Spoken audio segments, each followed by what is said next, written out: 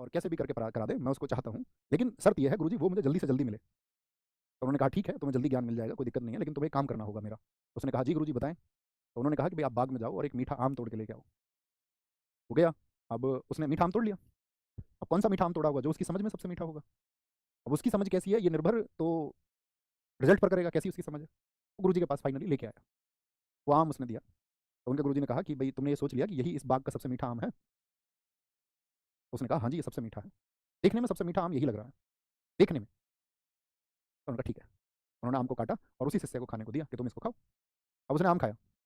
आम खाया तो आम एकदम से खट्टा, कसेला भी, कड़वा भी। उन्होंने कहा कि आप एक बात बताओ, इस पर अपनी अभिव्यक्ति दो, तुम कहना क्या चाहते हो? तो उसने कहा कि जो दिखने में मुझे सबसे बेहतर लगा उसकी वजह से मुझसे भूल हुई। जैसे वो क्लासेस आपको दिखती हैं अक्सर यूट्यूब पे कि 2 घंटे में पॉलिटी खत्म, तो वो दिखने वाला वही मीठा आम है जो दरअसल में मीठा नहीं है, वो कड़वा है दरअसल में, उसकी हकीकत यही है। चलिए, तो गुरु ने उसके से कुछ सार समझाया। उन्होंने कहा नहीं, बात ये नहीं है, ये तुम्हारी समझ और नज़र का फेर नहीं है, ये सिर्फ फेर इस बात का है कि अगर तुम संयम रख लेते तो एक ना एक दिन तो सारे फल पक ही जाते। नदी समुद्र तक पहुंचने का इंतजार करती है, एक यात्रा होती है, तब जाके वो विलीन होती है।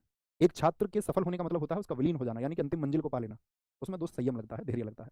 यही प्रार्थना आपसे करता रहूंगा।